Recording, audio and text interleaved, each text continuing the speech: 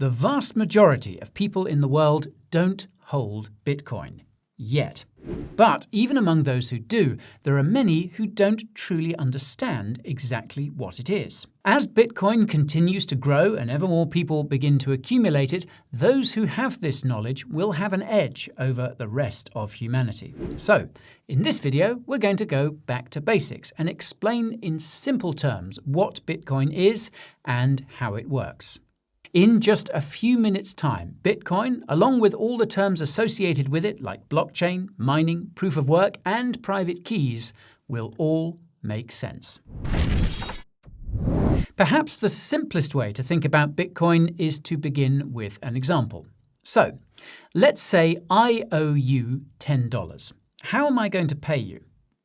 Well, the simplest way for me to do that would be for me to give you $10 in cash.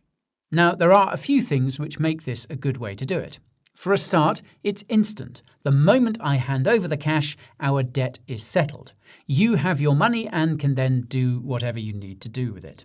There's also no third party involved. It's just me giving you the money directly. This is known as a peer-to-peer transaction. We don't need to involve anyone else, and most importantly, we don't need to trust anyone else.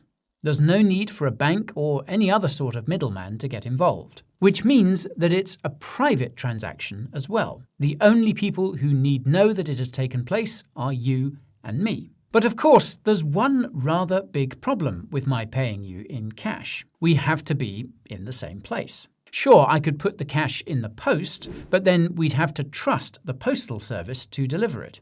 It would also take time, and I'd have to pay the postage costs too. So perhaps we could wait until we are in the same place. Well, if you happen to live in a different country, you might be waiting a while for your money. If you need the money quickly, that's no good. Assuming our paths aren't going to be crossing anytime soon, how do I get you your $10? In today's world, there are, of course, a lot of ways of sending money electronically. I could send it to you via a bank transfer, though it might take a while, especially if we're in different countries and using different currencies. Anyone who's tried to do an international bank transfer before will know it ain't straightforward or quick. You could end up waiting several days for the money to arrive, and in the meantime, you won't have the use of that money. We could use a money transfer service like Western Union or MoneyGram and pay a hefty fee to do so. I could pay you using a debit or credit card if you have the facility set up to receive those sorts of payments, or we could use PayPal or a similar such service. There are, in short, a number of ways to do it, but they all involve a middleman of some kind, be it a bank, card network, money transfer service, or a platform like PayPal. We've had to trust at least one other entity to ensure the transfer happens at all. So, the ideal solution to this problem is a form of digital cash that can be transferred peer-to-peer without having to trust any third parties and that can settle a payment quickly between two people in two different places. Well, that is essentially what Bitcoin is. Let's delve a little deeper into this. Bitcoin is a software program, an online network that enables value to be transferred across the internet between individual users without the need for an intermediary. This software program has a built-in currency, also known as Bitcoin, with a small b. You transfer value using Bitcoin, small b, on the Bitcoin, capital B, network. The currency is often referred to by its ticker symbol, BTC, so from here on I'll use BTC to describe Bitcoin the currency as opposed to the network the currency exists on. Now this network was created by an unknown individual who went by the name of Satoshi Nakamoto. His real identity, assuming he's a he, is unknown. Satoshi published the Bitcoin white paper, which explained in depth how Bitcoin works and why it was created, on the 31st of October 2008. It was titled Bitcoin, a peer-to-peer electronic cash system, and its opening line reads, quote, "A purely peer-to-peer version of electronic cash would allow online payments to be sent directly from one party to another without going through a financial institution." All of which brings us to the tricky problem Satoshi had to solve.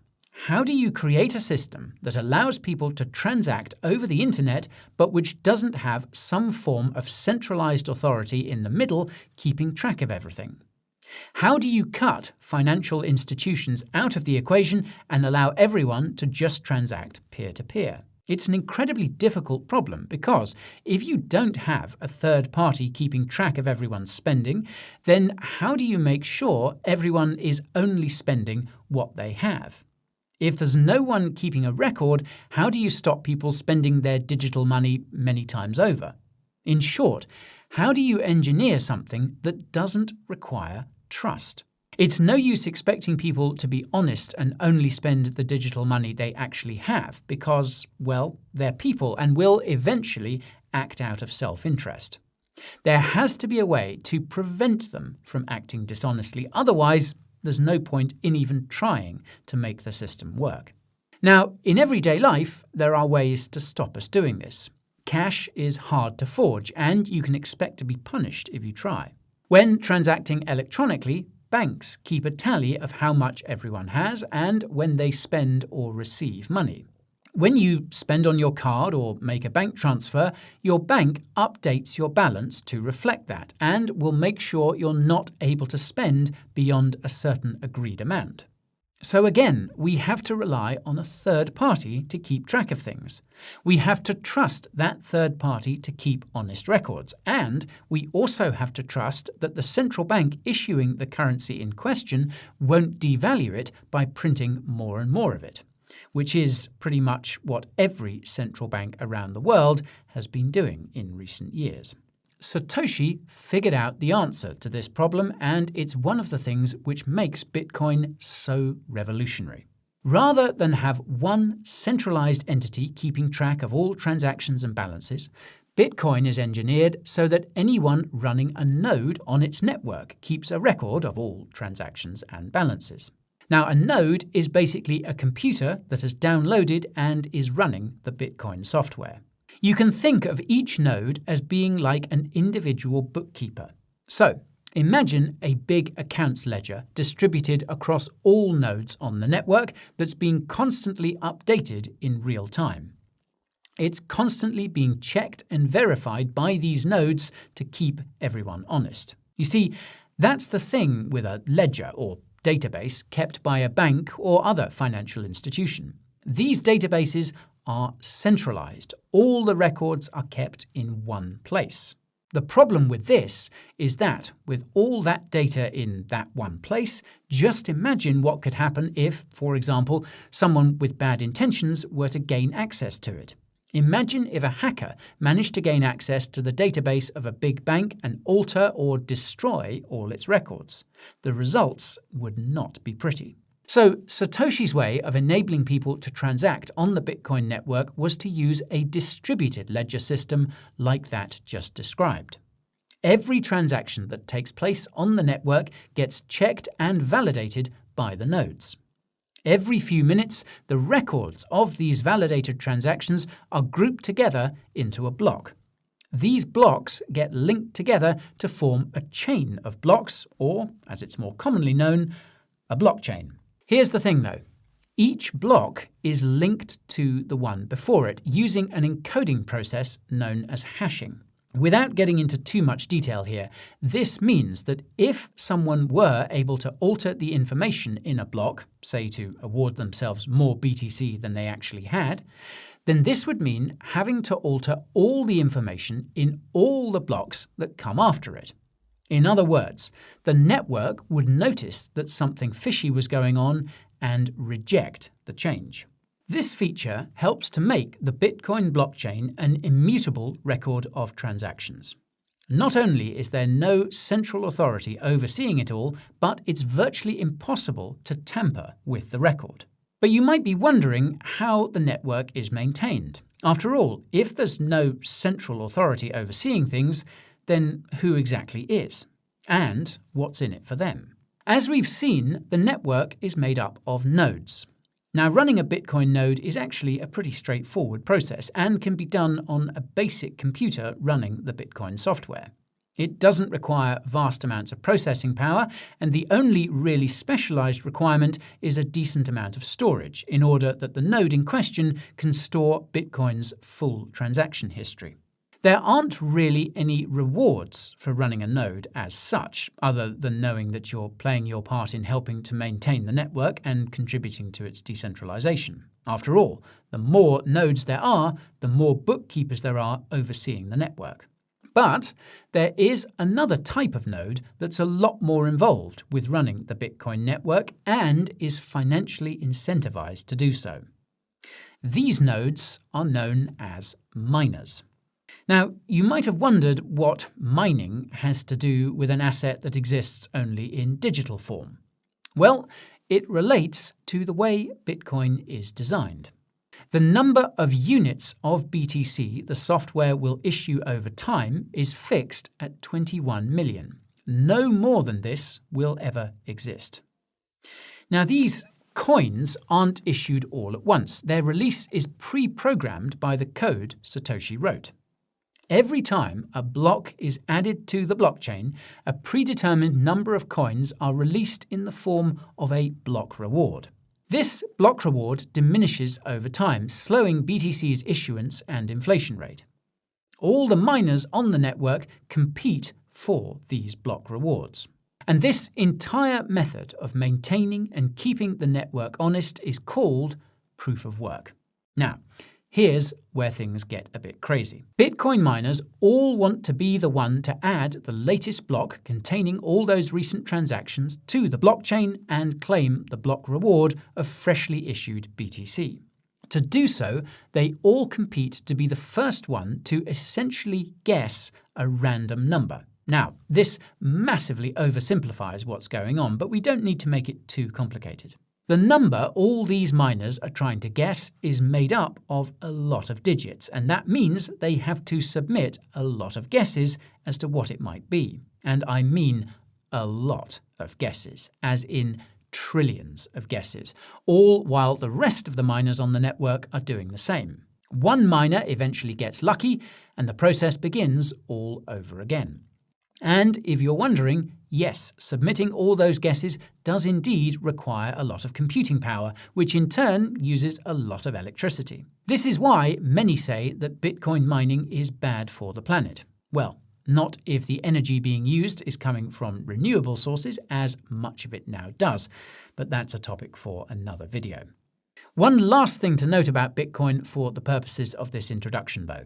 You might imagine that in order to use Bitcoin, you need to download and run the software, that is, be a node or a miner. Not so. Anyone with an internet connection can use Bitcoin to send BTC to any other Bitcoin user, no matter where they are on the planet. One of the fundamental ways in which Bitcoin functions as the most secure payment network on Earth is through the use of public key encryption. Now, there are 3 components to this, and they work together to enable anyone to use the network to transfer BTC. The first component is a private key, randomly generated for a new user by the Bitcoin software. This private key, as the name suggests, needs to be kept secret. Without it, you can't access your BTC, and if someone else gets hold of it, they can access your BTC. It's analogous to the password for your online banking service. Now, I'll tell you how private keys are stored in a minute. This private key is then used to generate a public key. Both of these keys, by the way, are rendered as long strings of letters and numbers. The private key is subjected to a mathematical process too complex to go into here, which generates the public key. Note that this process is irreversible. A public key can be generated from a private key, but not the other way around. This ensures your private key remains private. Your public key, meanwhile, again, as the name suggests, can be made public. It's analogous to your bank account number, and it's required for anyone to send you BTC. However, the public key itself undergoes one more set of mathematical processes before it can be shared with anyone wanting to send you BTC. The result is your Bitcoin address, which is again represented as a sequence of letters and numbers that can be copied and pasted in order to send BTC over the network. This address can also be represented by a QR code, which can then be scanned to obtain the receiving address. Now, back in Bitcoin's early days, the process of generating private keys, public keys, and addresses was a little more complicated than it is today. There were various sites that would do this process for you, or you could download and use the Bitcoin Core wallet. And there's another bit of Bitcoin-related jargon that it's important to understand. A Bitcoin wallet is another piece of software with two main functions: holding your private keys and holding your address. This then allows you to interact with the Bitcoin network to send and receive BTC. Nowadays, wallets have a little more functionality than this, but these two main functions are what's most important. So, with the Core wallet downloaded and set up, the only thing left to do was to get yourself some BTC. Which brings us to today. Now, these days, by far the easiest and most popular way of getting some BTC is to buy it through an exchange like Coinbase or Binance, for example. When you create an account on an exchange, it creates a wallet for you. And if you want to do this, then the link in the description will get you a nice bonus at some of the top-rated exchanges out there. Once you've set up an account, you then send regular money like dollars, euros, pounds, etc. to the exchange, buy BTC with it, and that BTC is recorded as being in your wallet on that exchange. Here's the important thing to remember though. Because your wallet is hosted by the exchange, it means that the exchange also holds your private keys. Now, it wouldn't be very good business for the exchange to use these private keys to send your BTC elsewhere, although dodgy exchanges have done just that in the past. But even the biggest exchanges can be hacked or, like FTX, be rotten behind the scenes.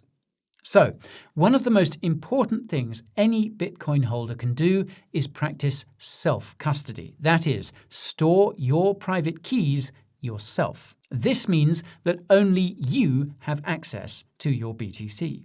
And here's a really important point to understand.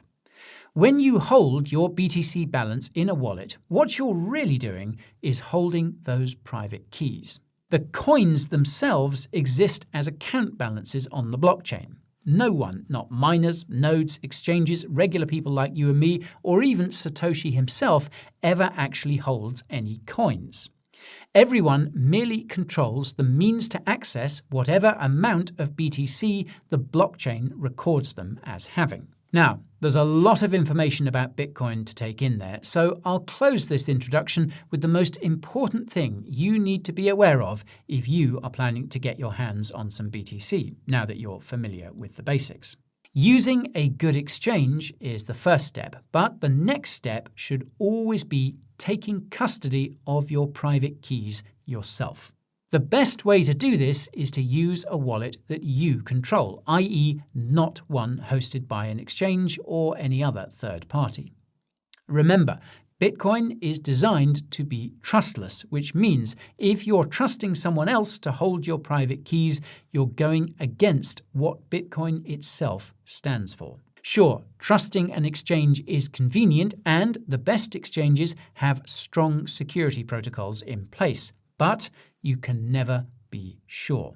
So, your options are either to download a software wallet, which will enable you to hold your keys securely on your laptop or mobile device, or get yourself a hardware wallet which stores your keys on an encrypted device that never interacts with the internet. Software wallets are good, and I have a video on the best ones in the description for you. However, a hardware wallet is the best level of security you can get, and so I advise checking out my video on the best ones of those too. Link to that is also in the description. Well, I hope you found this video useful, and believe me when I say the inner workings of Bitcoin go a lot deeper and get a lot more complex than what I talked about here. But this should have given you a basic understanding of what this amazing technology is and how it works. And if you want to learn more, then I'll leave links to some brilliant resources below that will help you dig even deeper into Bitcoin. Thank you for watching, and if you found this useful, then a like and a subscribe are always appreciated. If you know of others who would get value from this video, then please also feel free to share it with them. Check out my deals page below for those exchange offers I mentioned earlier, as well as discounts on hardware wallets too. Thank you for watching, and if you'd like to see more videos like this that explain crypto in simple terms, then let me know in the comments. Till next time, my friends.